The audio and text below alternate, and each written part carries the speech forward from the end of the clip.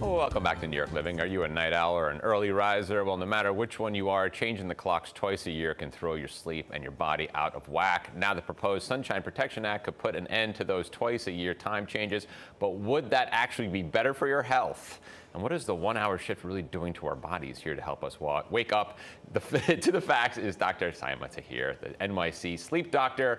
Welcome. Thank you. Thank you for having me. So many questions. Oh my gosh. So tell me, what exactly does daylight saving do to the body itself? Okay, so I think we need to understand that we're in control of our bodies, but our bodies are really regulated by our circadian rhythm, which is entrained and really runs on light. Right. So when we shift an hour away or front, forward, or backward from that, we're shifting our entire body and our mind. The circadian rhythm anchors our hormones, our muscles, our brain, our memory, and our mood. So when we shift, we're affecting all of those things. Right, and it's affecting our health in a big way as well. Absolutely, and we've seen this, that when we spring forward and we lose that hour and our mornings are darker, what happens is strokes go up, heart disease goes up, mood goes up, accidents goes up, work performance goes up. So all of these bad things happen when we shift our clock.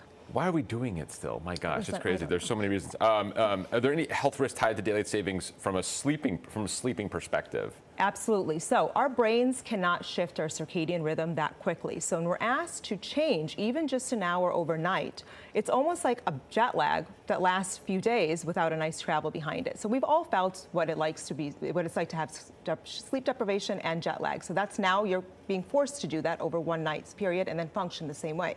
So yes, we shift an hour in our sleep time, which for some people in the fall you get an hour more, but it changes our mood and our memory because sleep is very much tied into both of those. And in the spring, when we lose that hour, we're also shifting our clock. And our brains are very sensitive to immediate shifts. They can't do it. They need gradual shift. So everything gets affected. How you show up the next day, how your mood is, how you perform at work, and the health consequences we talked about. I mean, we know that heart disease and stroke goes up. That's awful. That's crazy. Death goes up, from this because of it. It's funny too because you work so hard all year to have a specific sleep schedule, and then this happens. You're like, well, there goes that. It's like, okay, great. When people are recovering from the lack of sleep or too much sleep, what's the best way to recover from the change in time? So I think preparing for the time change is more important than recovering from it. So what I usually recommend is a couple weeks before daylight savings time is to shift our sleep time about 15 minutes earlier or later, depending on what season we're in, to get to the goal of the desired time about a week before. Now that's also very difficult because we have to really focus in on it. But 15 minutes every couple days, shift it earlier because again, our brain can't shift much easier then. Because light anchors our circadian rhythm and who we are in our health, getting morning light as early as possible is very important to function during the day. So kids going to school, people driving to work in those dark hours, they need light in order to protect themselves and to function. So light and shift early, prepare for daylight savings time. After it just is going to take a few days. Now, you're already there. It's very difficult. We've all done this. So preparing is key. It's so funny because we're plants. We need light. It's very important. What happens to our bodies if we stop changing the clocks? So if we stop changing the clocks, there is still a little bit of that shift. It takes about a week to gradually get used to it. But the key is to shift it to the right time, So you'll eventually adapt. Some people do not adapt to 1 hour less or more sleep depending on how anchored their circadian rhythm is. Like I get up at 5:30 no matter what. So depends on what season you're catching at me. Like I'll up at 5, but if I lose an hour here or there, it does affect me.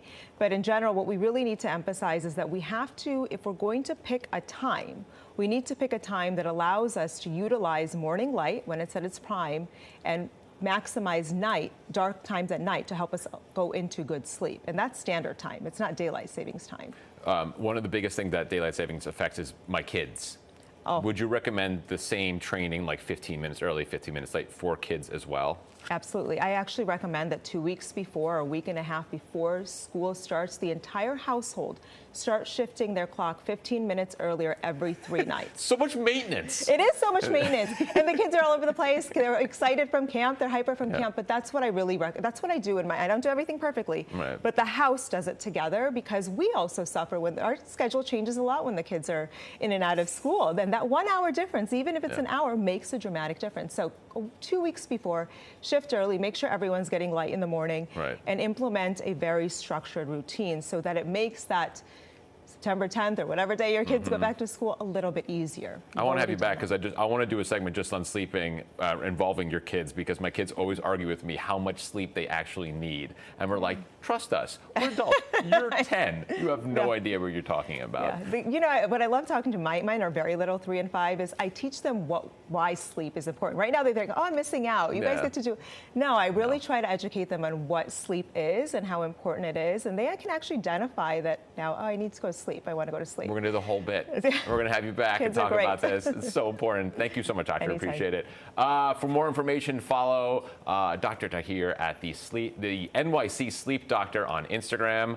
Marisol, over to you.